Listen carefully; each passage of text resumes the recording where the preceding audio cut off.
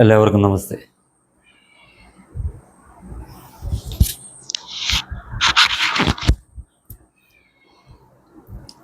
എല്ലാവർക്കും നമസ്തേ. പശ്ചിമ ബംഗാളിലെ തെരഞ്ഞെടുപ്പിനോടനുബന്ധിച്ച് ആ പേരും പറഞ്ഞ് പോയ നമ്മുടെ നാട്ടിലുള്ള ബംഗാളികളിൽ ഒരു 90% ഇതുവരെ മടങ്ങി വന്നിട്ടില്ല. 90 അതിന് മേളിൽ ആൾക്കാർ മടങ്ങി വന്നിട്ടില്ല. അതിൽ നിന്ന് നമ്മൾ എന്താണ് മനസ്സിലാക്കേണ്ടത്? അന്ന് ബംഗാളികൾ, പശ്ചിമ ബംഗാൾ സ്വദേശികൾ എന്ന് പറഞ്ഞ് ഇവിടെ തങ്ങിയിരുന്ന ആൾക്കാരിൽ മഹാഭൂരിപക്ഷവും ബംഗ്ലാദേശികൾ തന്നെയാണ് എന്നുള്ളതല്ലേ എന്ന് നമ്മൾ ഉറപ്പിക്കേണ്ടത്. കാരണം ഈ അടുത്ത സമയത്ത് അവിടെ നിന്ന് വരുന്ന വാർത്തകളിൽ കേൾക്കുന്നത് വിവിധ ചെക്ക് പോസ്റ്റുകളിൽ തിരിച്ച് ബംഗ്ലാദേശിലേക്ക് പോകാൻ വേണ്ടി 10,000-കണക്കിന് ആൾക്കാരാണ് അവിടെ തമ്പടിച്ചിരിക്കുന്നത്. കാരണം അവിടുത്തെ പുതിയ സർക്കാർ, BJP സർക്കാർ, നമ്മുടെ ദേശവിരുദ്ധർക്കും ബംഗ്ലാദേശിൽ നിന്നുള്ള നുഴഞ്ഞുകയറ്റക്കാരെയും കർശനമായി നേരിടാൻ തന്നെ ഉറച്ചിരിക്കുകയാണ്. നമ്മുടെ നാടിൻ്റെ വിഭവങ്ങൾ നമ്മുടെ ജനങ്ങൾക്ക് ഉപയോഗിക്കുന്നതിന് പകരം ഈ രാജ്യവിരുദ്ധ പ്രവർത്തനം നടത്തുന്ന ബംഗ്ലാദേശികൾക്കും റോഹിംഗ്യകൾക്കും കൊടുക്കുന്നതിനെ ശക്തമായി തടയുന്ന നടപടികളുമായിട്ടാണ് പശ്ചിമ ബംഗാളിലെ BJP സർക്കാർ, സുവേന്ദു അധികാരിയുടെ നേതൃത്വത്തിലുള്ള BJP സർക്കാർ മുന്നോട്ട് പോയിക്കൊണ്ടിരിക്കുന്നത്. അതിൻ്റെ ഭാഗമായി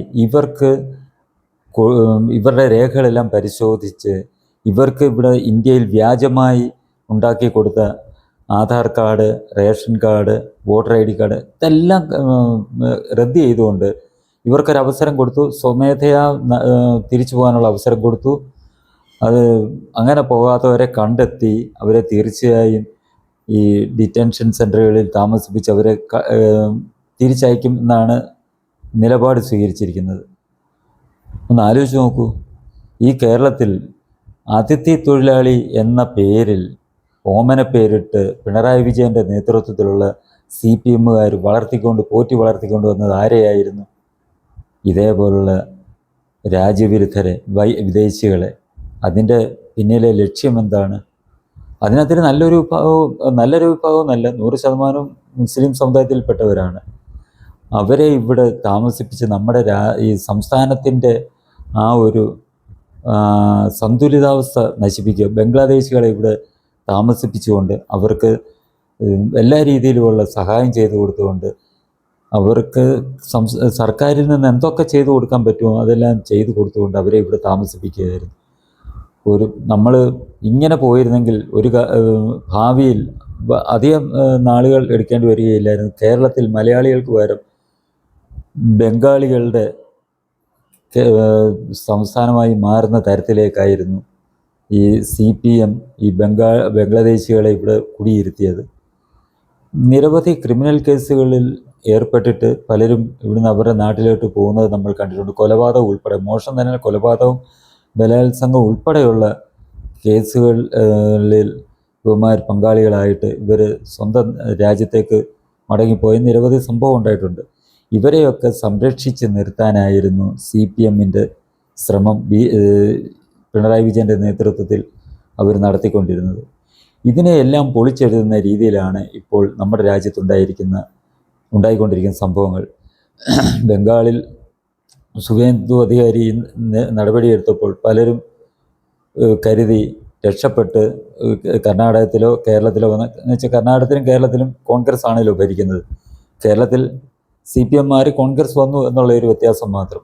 കോൺഗ്രസും ബംഗ്ലാദേശികൾക്ക് അനുകൂലമായിട്ടുള്ള നിലപാടാണ് സ്വീകരിച്ചിരിക്കുന്നത്. കാരണം അവർ മുസ്ലിം വിഭാഗത്തിൽപ്പെട്ടവരായതുകൊണ്ട് ജമാഅത്തിൻ്റെയൊക്കെ നിയന്ത്രണത്തിൽ ഭരിക്കുന്ന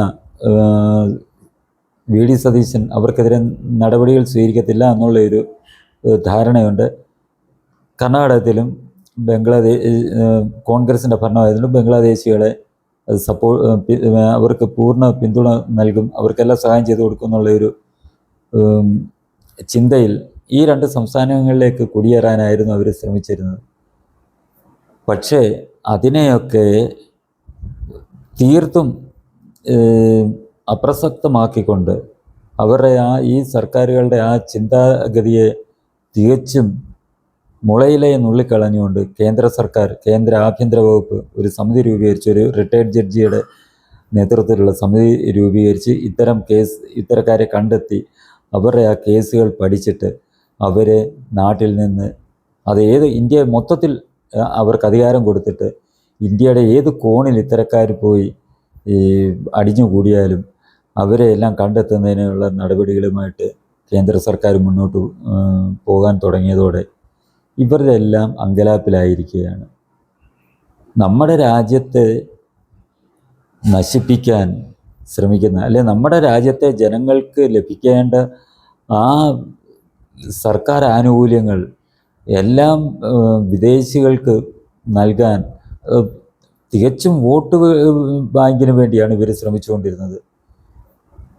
വ്യാജമായി ആധാർ കാർഡ് ഉണ്ടാക്കി കൊടുക്കുക, അവർക്ക് റേഷൻ കാർഡ് എടുത്തു കൊടുക്കുക, വോട്ടർ പട്ടികയിൽ പേര് ചേർത്ത് അവരെ ഇവിടെ വോട്ടറാക്കുക.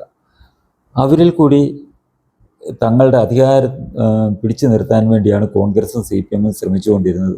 അവരുടെ വോട്ട് നേടി ഭരണത്തിൽ തുടരാം എന്നുള്ള ഉദ്ദേശത്തോടു കൂടിയാണ് ഈ രണ്ട് വിഭാഗവും പ്രവർത്തിച്ചുകൊണ്ടിരിക്കുന്നത്. അവർക്ക് വോട്ടല്ലാതെ രാജ്യസുരക്ഷയെക്കുറിച്ചോ അല്ലെങ്കിൽ രാജ്യത്തെ സാധാരണ ജനങ്ങളെക്കുറിച്ചോ ഒരു ചിന്തയോ കരുതലോ ഇല്ലാത്തത് കൊണ്ട് എങ്ങനെയും തങ്ങൾക്ക് അധികാരം കൈയടക്കണം, പിടിച്ചടക്കണം എന്നുള്ള ചിന്ത മാത്രം. അധികാരമുണ്ടെങ്കിലേ അഴിമതി കാണിക്കാൻ പറ്റുകയുള്ളൂ എന്നിവർക്കറിയാം.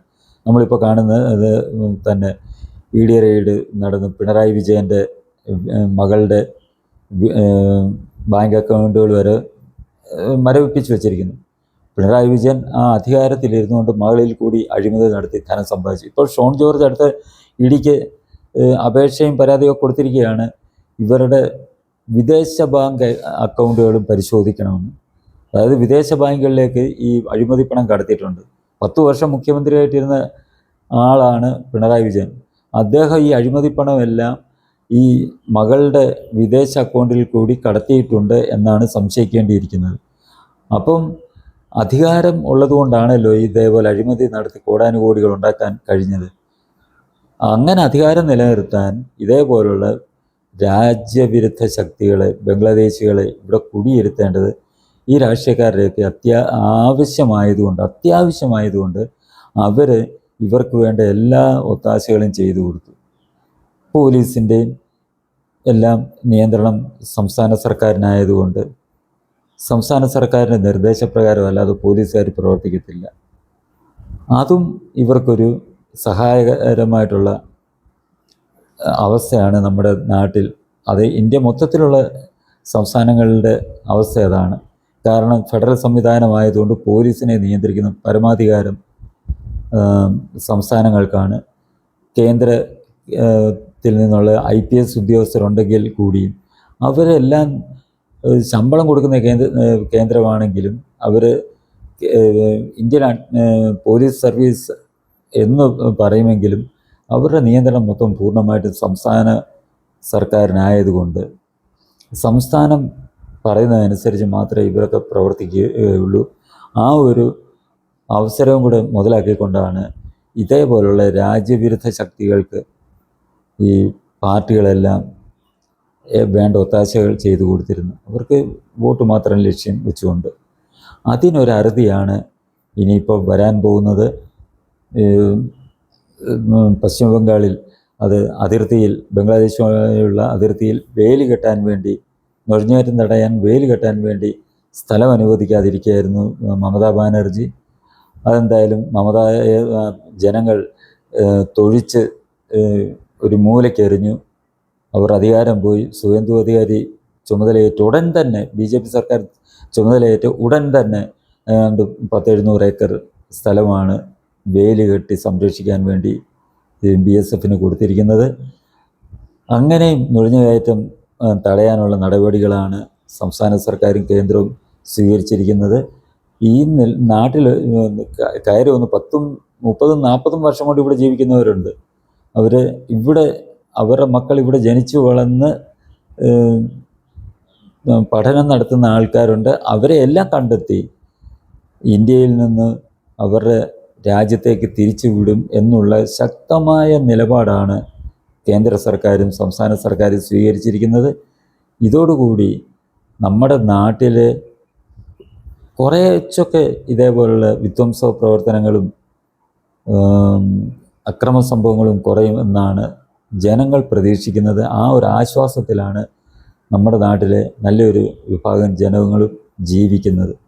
ഈ ജനങ്ങളുടെ ഈ വിശ്വാസത്തെയും ഒരു പ്രതീക്ഷയെയും തകിടം മറിക്കാതെ നോക്കേണ്ടത് കേന്ദ്ര സർക്കാരിൻ്റെയും പശ്ചിമ ബംഗാൾ സർക്കാരിൻ്റെയും കടമയാണ്. എന്തായാലും നമ്മുടെ കേരളത്തിലും ഉൾപ്പെടെ ഇതിനെതിരായിട്ട് നടപടി സ്വീകരിക്കാൻ സർക്കാരുകൾ തയ്യാറാകുകയില്ല. പക്ഷേ കേന്ദ്ര സർക്കാരിൻ്റെ ശക്തമായ ഇടപെടലിലൂടെ ഇതിനെല്ലാം ഒരു അറുതി വരും എന്ന് സംസ്ഥാന സർക്കാർ എത്ര വിചാരിച്ചാലും ഇതിനെയെല്ലാം തടയാൻ കഴിയും എന്നുള്ള വിശ്വാസമാണ് ഈ നാടിനെ സ്നേഹിക്കുന്ന ജനങ്ങൾക്കുള്ളത്. ഈ ചാനൽ നിങ്ങൾക്കിഷ്ടമായെങ്കിലും പുതിയ വീഡിയോകൾ ലഭിക്കുന്നതിനും ചാനൽ സബ്സ്ക്രൈബ് ചെയ്യുക. തുടർന്ന് വരുന്ന ബെൽ ബട്ടണുകളിലും അമർത്തുക.